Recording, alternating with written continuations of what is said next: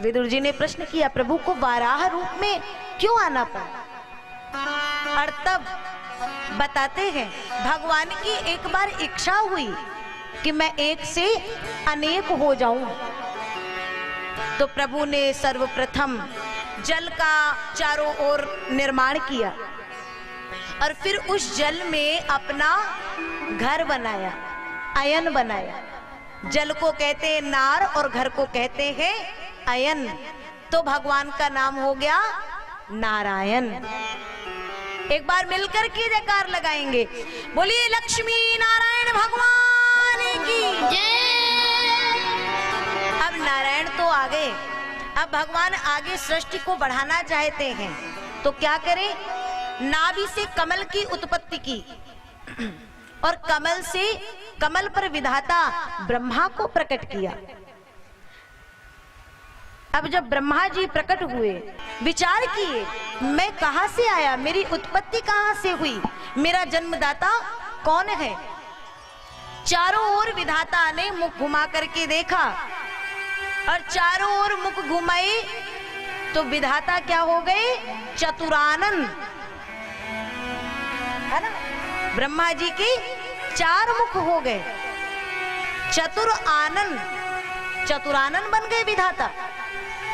फिर कमल की पुष्प की जो नाल है उसमें गए और उसके अंतिम छोर तक जाने का प्रयास किए कि मेरा जन्मदाता मुझे कहीं तो मिलेगा, लेकिन चलते गए चलते गए चलते गए, परंतु कहीं भी विधाता को उस स्थान का अंत मिला ही नहीं। और थक हार करके लोग कहते हैं ना, भगवान मिले, भगवान हमें कहाँ मिलेगा, अरे भगवान है ही नहीं, अरे तुमसे, मैं कहती हूँ तुमसे कहता कौन है कि भगवान को मानो? अरे कहता कौन है कि भगवान को मानो? भगवान ने कभी कहा कि मुझे मानो? भगवान ने कभी कहा कि मुझे पूजो? पूजो तो अच्छा, ना पूजो तो अच्छा। लेकिन ये मनुष्य ऐसा है कि एक बार एक चूहे के पीछे एक बिल्ली पड़ी और वो चूहा दौड़ते दौड़ते एक संत भजन कर रहे थे, उन्हीं की गोद में जाकर के बैठ गया। देखना ये जीव की स्थिति, भजन कर रहे थे वहीं बैठ गया। संत ने देखा, उसके शीश पर, उसकी देह पर हाथ फेरा और कहा, तू क्यों फिक्र करता है, तू जो जैसा कहे मैं तुझे वही बना दूंगा, तू जैसा कहेगा वही बना देता हूं। अब चूहा बोला, मेरे पीछे कौन पड़ी है? बिल्ली, तो मैं क्यों ना बिल्ली बन जाऊं? अगर ये संत बना सकते हैं तो महाराज मुझे बिल्ली बना दो। संत ने कहा, सोच लो, हाँ हाँ मुझे बिल्ली बना दो। संत की कृपा हुई, वो उस रूप में आ गया। अब तो इसको लगा कि कोई भी बिल्ली अब मेरे पीछे नहीं भागेगी। चूहे के रूप में था तो बिल्ली भाग रही थी, अब बिल्ली नहीं भागेगी। लेकिन अब बिल्ली के रूप में आया तो वो स्वान, समझ गए ना? हाँ, जो बच्चों को बताते डी फॉर डॉग, वही पीछे पीछे दौड़ने लगा। अब फिर संत के पास गया, संत जी मुझे वो बना दो, क्या? वही स्वान बना दो। संत बोले ठीक। अब वो गया, जैसे जैसे आगे बढ़ा, एक दिन जंगल में पहुंच गया, उसके पीछे सिंह पड़ गया। सिंह पड़ गया तो फिर संत के पास में गया, बोले महाराज मैं बहुत तंग आ चुका हूँ। बोले क्यों? बोले एक के बाद एक विपत्तियां मेरे पीछे लगी है, ऐसा करो, एक काम करो, मुझे जंगल का राजा जो शेर होता है उसका स्वरूप दे दो। संत ने कहा ठीक है, ले ले, ये भी स्वरूप ले ले। अब जब इसको सिंह का रूप मिल गया ना, तो इसके मन में ये तो अब भक्षा भक्ष पाने लगा, इधर उधर घूम करके। अब एक दिन इसके मन में विचार आया, जिस महात्मा ने मुझे चूहे से बिल्ली बनाया, बिल्ली से फिर स्वान, फिर सिंह बना दिया, कहीं अगर इसका कभी दिमाग चकरा गया और इसने मुझे फिर चूहा बना दिया,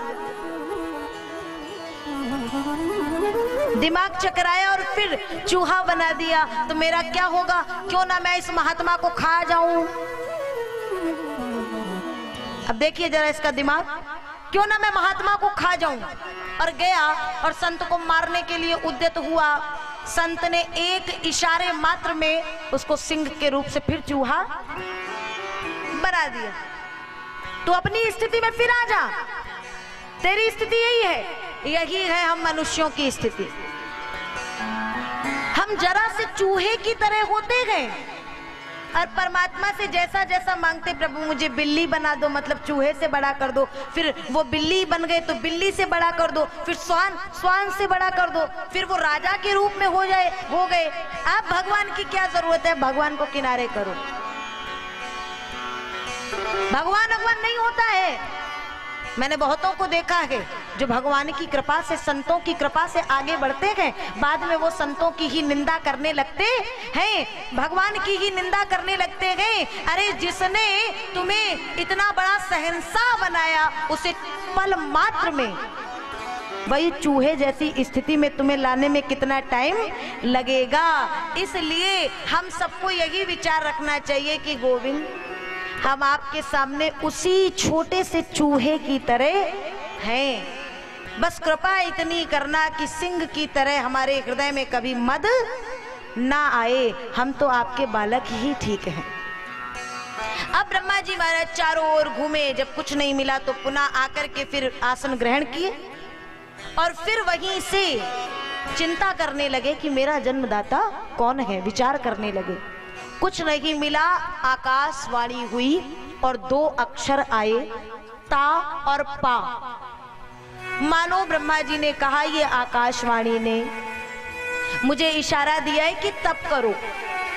ब्रह्मा जी ने तप किया और खूब तप किया, और तप करके जब भगवान प्रसन्न हुए तो प्रभु लक्ष्मी नारायण श्रीमन नारायण भगवान प्रकट होकर के उनको अपना दर्शन देते हैं। बोलिए भक्त वत्सल भगवान की। दर्शन दिए, मैं ही तुम्हारा जन्मदाता हूँ, मैं ही सबका जन्मदाता हूँ। जब इस सृष्टि में कुछ नहीं था तो भी मैं हूँ, सब कुछ है तो भी मैं हूँ। सृष्टि का लय हो जाएगा तो सब जितना भी है सब मुझ में ही आकर के विलीन हो जाएगा। कलातीत कल्याण कल्पांतकारी सदा सच्चिदानंद दाता पुरारी चिदानंद संदोह मोहापहारी प्रसीद प्रसीद प्रभो मन मथारी। वो मैं हूं। हे विधाता, चतुर्थ श्लोक की भागवत का ज्ञान दिए और बोले अब आपको ये सृष्टि का विस्तार करना है, आगे बढ़ाना है सृष्टि को। भगवान की आज्ञा पाकर के ब्रह्मा जी ने सृष्टि करना आरंभ किया। सर्ग सृष्टि, विसर्ग सृष्टि, बहुत सी सृष्टि की। फिर कुछ जड़ पदार्थ उत्पन्न किए, कीट पतंगे उत्पन्न किए।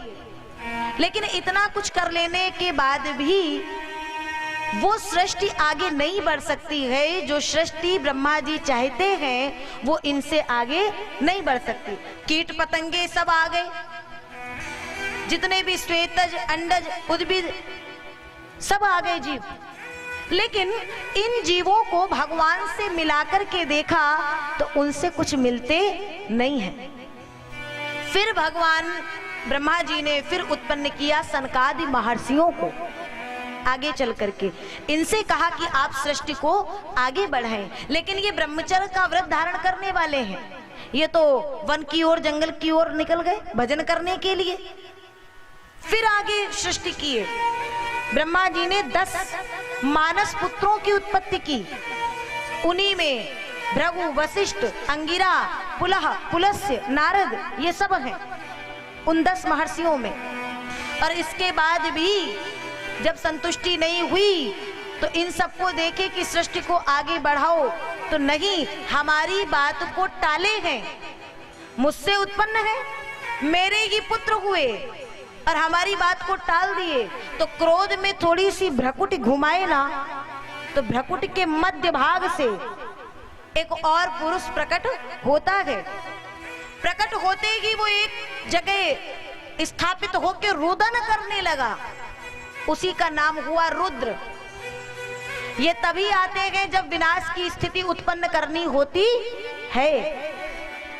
और फिर आगे चल करके फिर मनु और शत्रुपा जी की उत्पत्ति करते हैं। और मनु और शत्रुपा जी जब आए तो इनके माध्यम से फिर सृष्टि का क्रम आगे चलता है।